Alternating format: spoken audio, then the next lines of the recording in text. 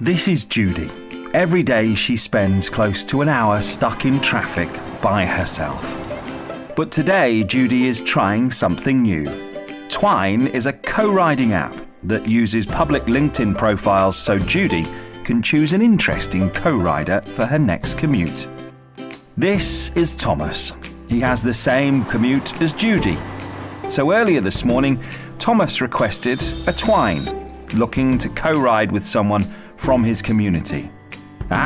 It appears Judy just chose Thomas. Excellent. Twyne is a social mobility app that connects working professionals for co-rides on the fly. Twyne shows Judy all the interesting people that live in her neighbourhood, work close to her office, and commute around the same time she does. All she has to do is pick one. Of course, Judy gets properly reimbursed. In fact, she gets 54.5 cents for every mile she shares her car with a co-rider. And Thomas?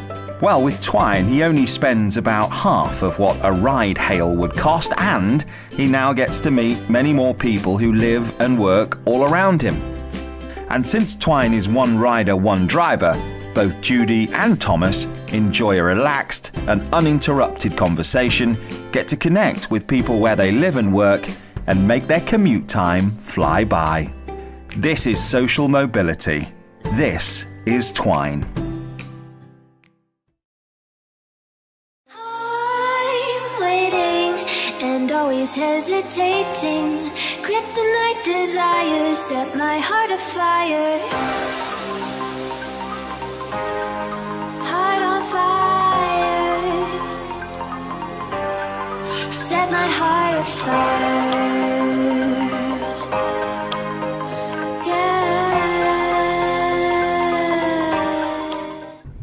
Hey everyone, welcome back to another episode of Road Dogs. My name is Samuel Lin, aka King Yen Lin, and I am your local freelance multifaceted specialist.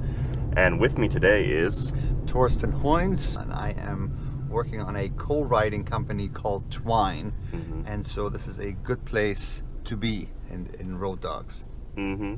Yeah, it is. Tell us a little bit about Twyne. So I lived in Los Angeles, like many of us, many who are watching this, I'm sure, and I've been here for I've been here long enough to be properly annoyed by traffic. And one day I was going to the west side, to sit in traffic one more time again, and not only was I sitting still, I was noticing the person next to me in the car kind of over there, that we had spent the last hour or so inching through the same traffic. And so I figured, so what is it going to take for people to ride together? Because we look like an interesting human being to have a conversation with. I don't know, it struck me all at the same time. And so I was literally sitting still and saw cars coming in on the other side. And so I started counting, just on the left lane, I started counting how many cars would go by with just one person in it. And I got to 74. Wow. And at that point, I just started thinking about Twyne. I was really thinking about carpooling at the time. But then, and this is where it gets interesting for us, researched carpooling and found out all the reasons why carpooling doesn't work. Why doesn't, when you said carpool doesn't work, why doesn't it work? So there's a number of reasons. The moment you say carpool, people think about the inconvenience of getting stranded, riding with strangers, or riding even with people in their office, but it's always the same thing. Their schedules become rigid, all this kinds of things. So there's only really two verticals where carpools do work, and that is fam pools. Meaning where the family lives together and they go together. And the other one is K through 12, because school starts at 8 and ends at 3 for everybody. Right, so that's where carpools work. But the moment it gets flexible, people think they can't do it. Okay. Well, here's the thing: people are selfish, right? Like from what I've noticed, people are just selfish in general. So they just want to spend time alone. They don't want to really deal with human interaction. Maybe like early in the morning, right? Like when you're just waking up and getting ready for work, people are grumpy. Or when people are getting off work and they've had a long day. Like, how do you work around that? Or what are your thoughts on that? So this is exactly the point. If you're thinking about the trip, if you're thinking about your car like a second-rate cab, right? Mm-hmm. Where you're picking up another warm body. No, nobody wants to do that. No, right? not at all. That's exactly the point. So the way we're looking at it is, so you can only be on Twyne if you're on LinkedIn, right? Okay. And so when you are, let's say you in the morning, Yes. you leave, you want to go from, we're in Pasadena right now, so you want to go from Pasadena to downtown Los Angeles. Yes. Right? With Twyne, you can actually find out if there is neighbors in your community you'd be genuinely interested in having a conversation with, or maybe even having a community-based relationship. Like, you get to meet your neighbors, right? So it's like a networking app. It's, if you will, right? Okay. But I don't think when you think about neighbors, right, you don't think about networking. Now your neighbor may be somebody who's doing something very interesting that could have professional impact on you, right? True. Like, let's say I don't need an accountant right now at all, right? So that's all set up, right? Yes. But if there's an accountant who lives next to me, right? Yeah. We make it into a great conversation on investment, on all kinds of things, Definitely. right? It has nothing to do with the actual networking. It's just because he's an interesting neighbor. Or maybe an airline pilot. Right? Okay. I'd be very interested in meeting an airline pilot just yeah, because that would be be a curious, cool right? conversation. Yeah, Right, yeah. cool conversation. And I have nothing to do with airplanes, nor will I ever, right? Yeah, yeah. And this guy has nothing to do with ride sharing, nor will he ever, right? In that sense.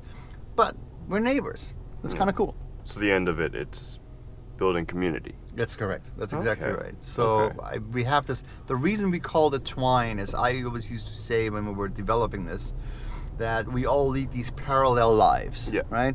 We get in our car, we get in parallel on the freeway, we stand next to each other looking straight in the elevator, and then we go to these offices, right? Yeah. Where we're doing really interesting work. Yes. Right, and we're doing great stuff and whatever. We're in a firm with 10 people or with 2,000 people. It doesn't Yes. matter, right? But the moment the day is over, we go back into these drab hallways, Yes. and we remain in parallel until we get into our house, our home, whatever. Yeah. And then we may know the neighbor across the fence or across the hall. I don't. In our right, Yeah, right, yeah. in our community. But the guy that's really interesting that lives one block over, Yeah. right? We have no idea. yeah, true. And true. that's our neighborhood. And we could meet them at Trader Joe's, we could meet them at church, we could meet them in community events, and now we can meet them in the car. Interesting.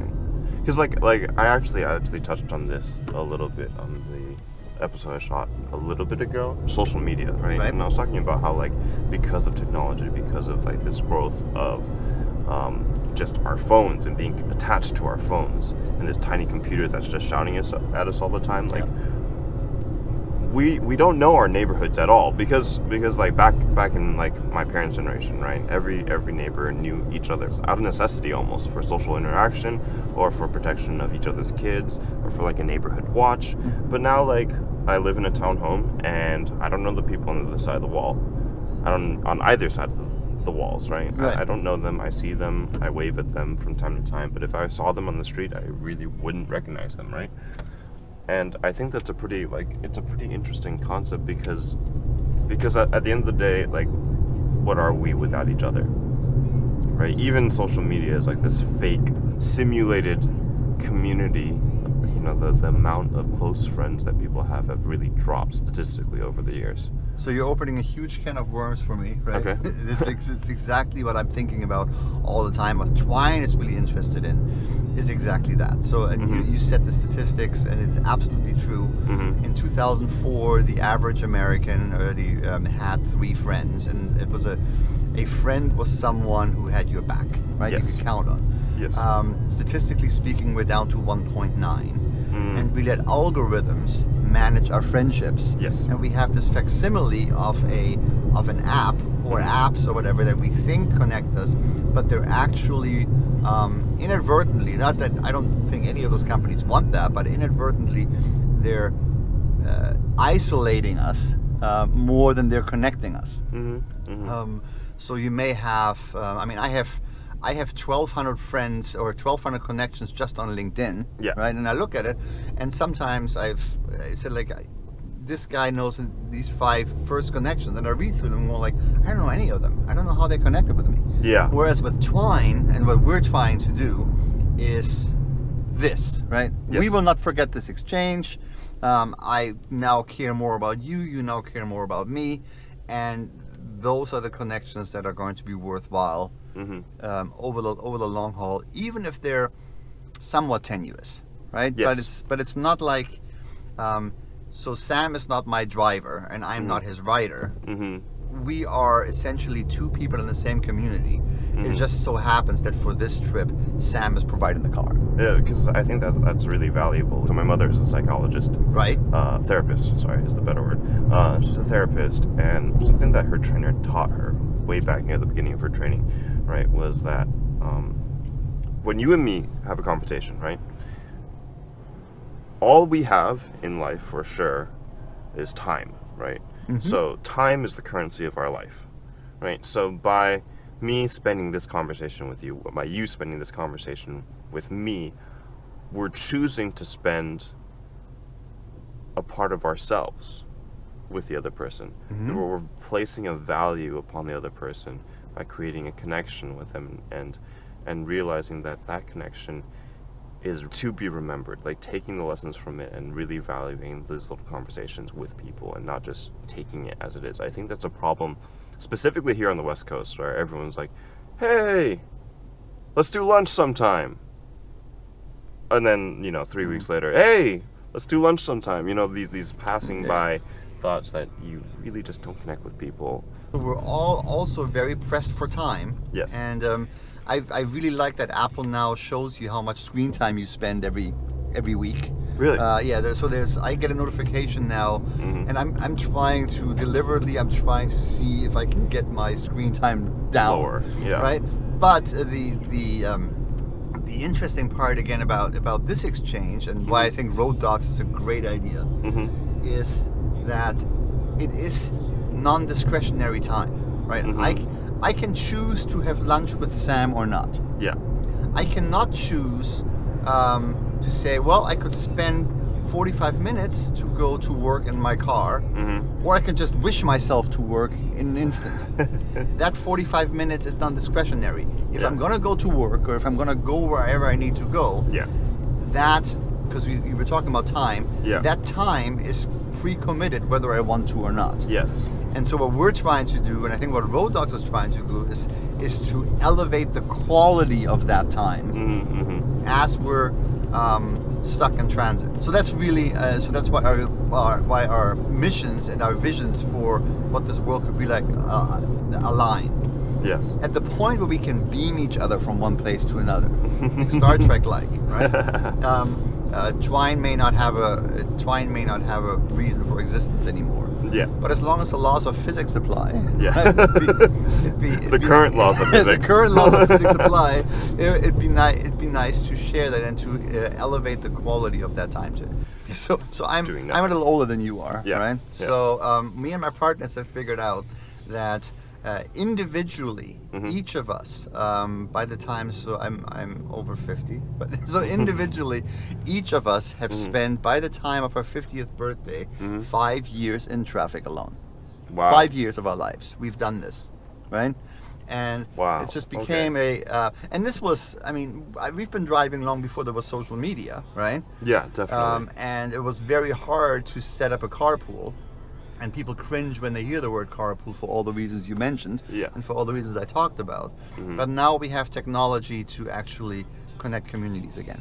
Right? So that's where this comes from. It's a weird border because I value community, but I guess people are just too shy in this day and age, right? Because they don't practice, I feel like social anxiety is a thing that has really grown over the years because everyone spends so much time staring at this pocket computer, and I feel that even though people have the will or have the want to meet their neighbors in the community, they're just too shy to do it because they haven't really practiced any sort of social interaction.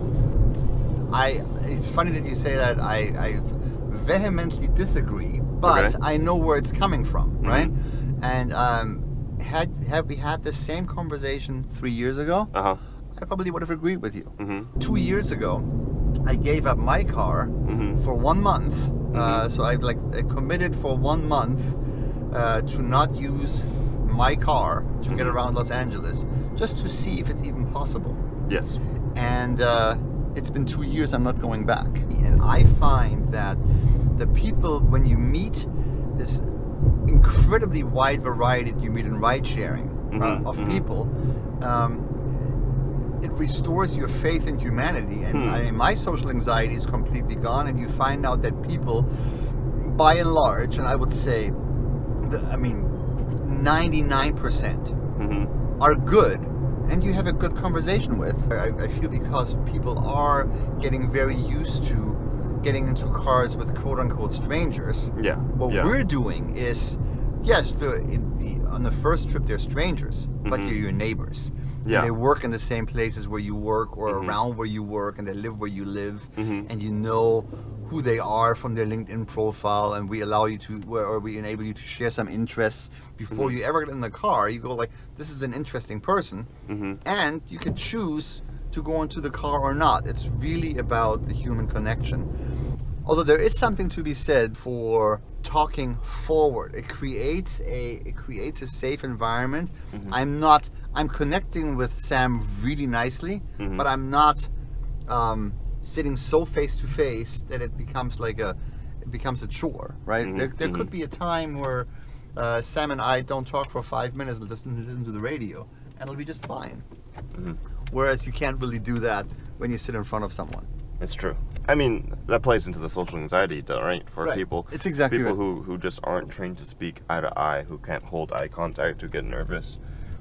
This is a much less pressure environment for sure. Yeah. I didn't come here specifically to have a conversation with Sam. I'm really enjoying it, and I'm great, and we're becoming friends, and over time this works out. Yeah. But the ulterior motive, of course, is for me to get from A to B, right? Yes. Just like Yes. you, right? Yes. And make that a little more pleasant. And so a friendship can develop gently, but at the same time, if there's no friendship, or there's nothing, or we just don't connect for whatever reason, right? Then there was one time of taking someone from A to B, and no big deal. That's every time you take a train or a bus.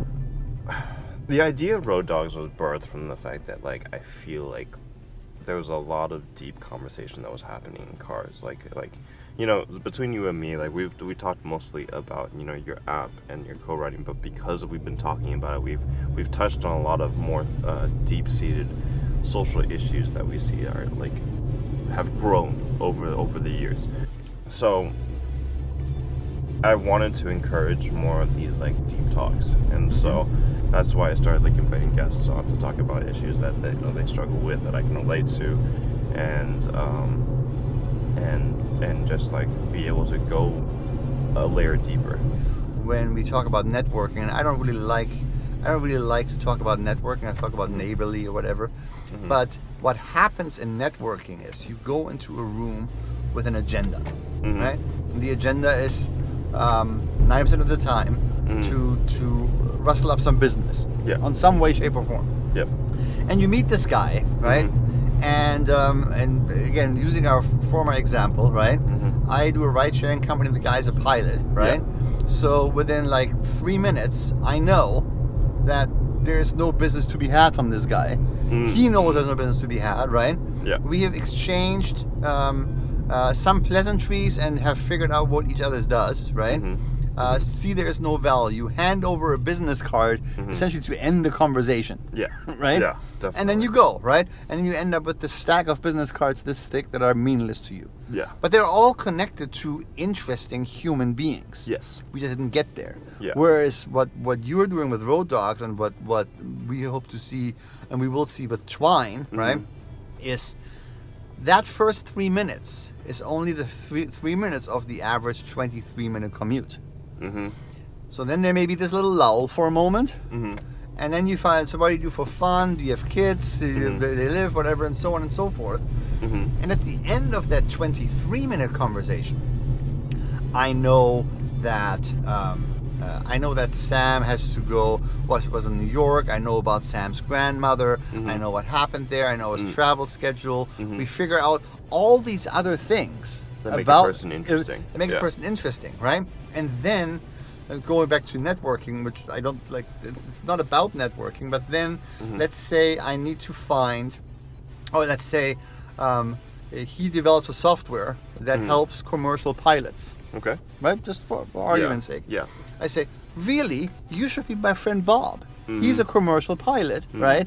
And he lives in my neighborhood. Yeah. And all of a sudden, Sam has access to everybody I know, not to me, who he can use at this moment. Yeah. So it's not so transactional at all, Yeah. right? Yeah. But from a networking perspective, from a network perspective, he has built a friendship, and me as a new friend of his, am excited about helping him with someone that I know in my network because I know him as a human being. Huh.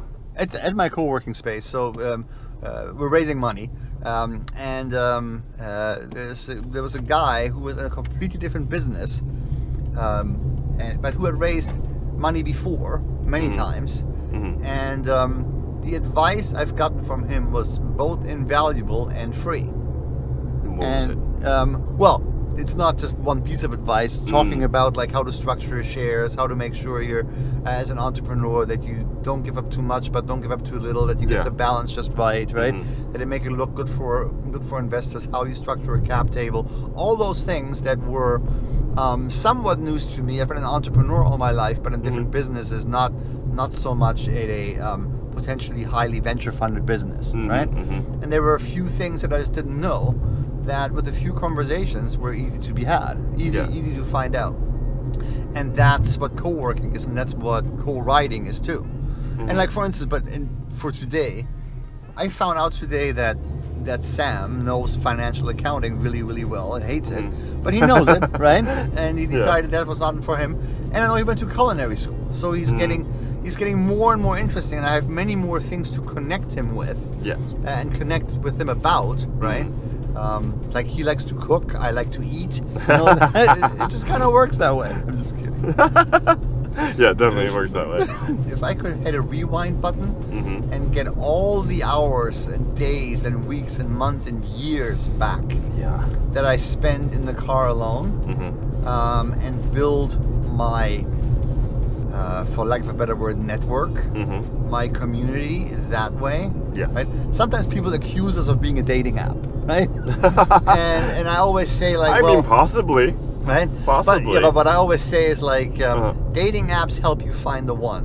We help you find your tribe. Are you sure that dating apps help you find the one? No. Are you sure? Well, no, dating. Well, I'm not talking about the real software ulterior motive of building a dating app, right?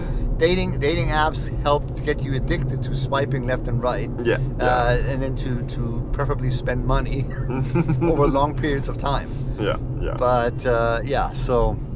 I mean, yeah, definitely. It definitely helps you build your tribe, helps you build your community, and you know, maybe it can become a dating app. Who knows? Like, in the aspect, not consciously. I don't exactly. I don't say this. We are very, very deliberate in letting people know that this is not a dating app, because the last thing you want on your way to work or wherever, like, you want to feel awkward that there's another expectation, right?